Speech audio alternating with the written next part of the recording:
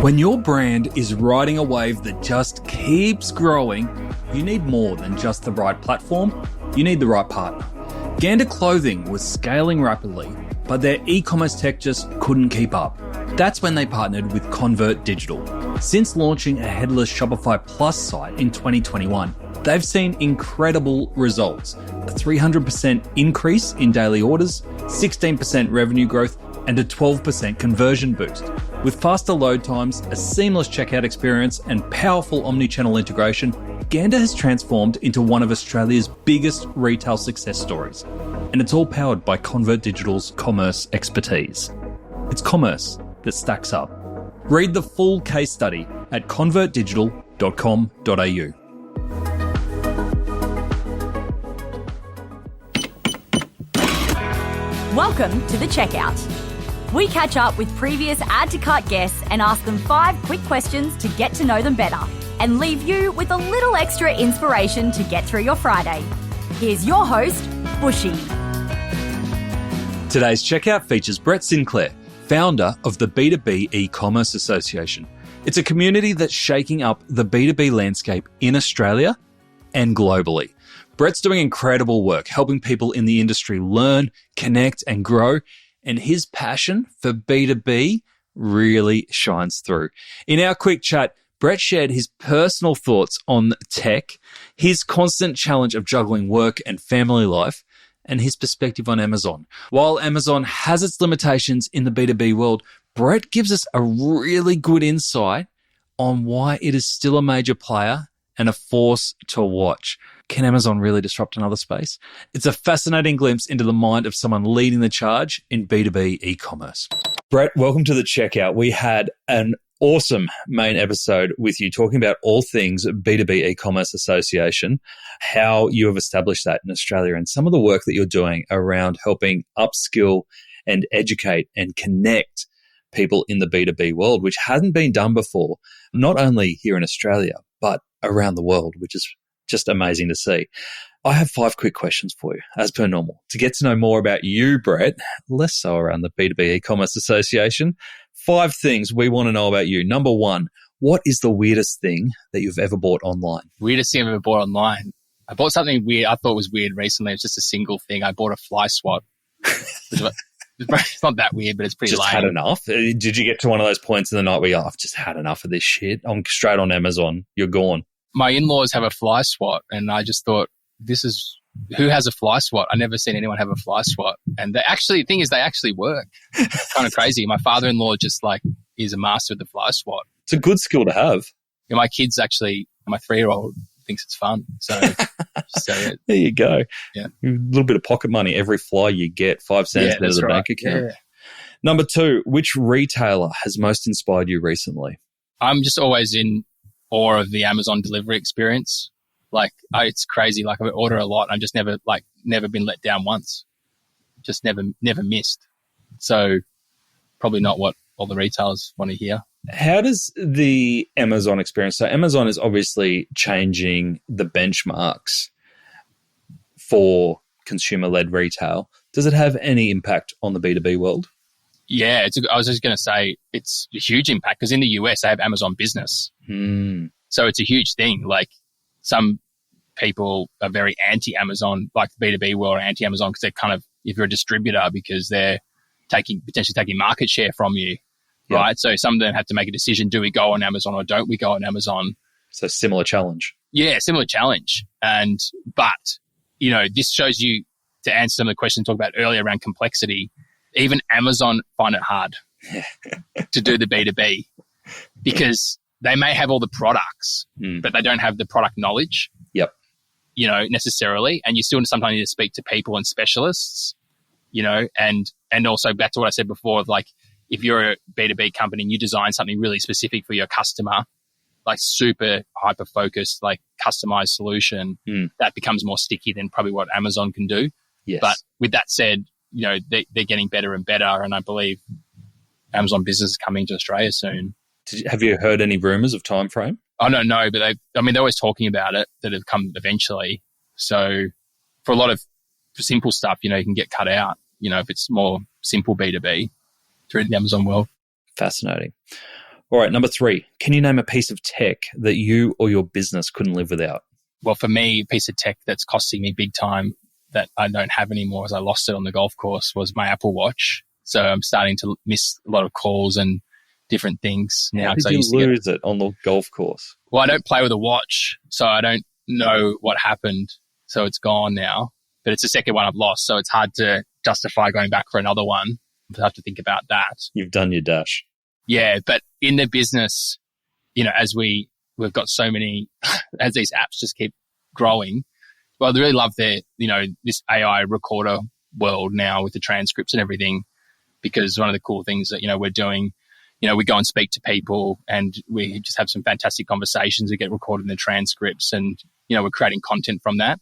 And just, even this app we're using now, Riverside, we're doing a lot of cool stuff with that. Just having, creating volume content, through that is really awesome. So loving, that space. We're trying to, like everybody else, we're trying to get better and smarter at AI, particularly for content creation, because that's really like a big part of what we are as a business. We're like content creators for B2B e-commerce. Yep, to be able to distribute the education further. On the call recording and the transcripts, what are you using? Because I've got Firefly and Fathom both running. Have you found a winner yet? We're using Firefly. I really like it, but best person to speak to is Sarah Falcon who's running our marketing now. And she said that maybe it was even this morning, she said that Opus AI was the best tool she'd found for like carving up the best clips, like automatically. So that she found it was better than Riverside. It's hit and miss. Yeah, but it seems like, you have to have quite a few pieces to do it really well. The subscription costs add up. Yeah, I know. It's kind of crazy. I tried a spreadsheet the other day and see where it was all at, because it was, yeah. And I'm one of those people that I can get wowed by the ads of these subscriptions, this tech, and you just want to play with it, right? But they've got a good way of getting you in quickly. Yeah. Or you start on the low plan and you go, I really like that feature. Yeah. All of a sudden you're on the next plan, which is double. All right, number 4, can you recommend a book or a podcast that our listeners should immediately get into? Yes, I can. This one podcast I'm listening to is called Tropical MBA. Have you heard of that one? No, I haven't. You would love it. Yeah.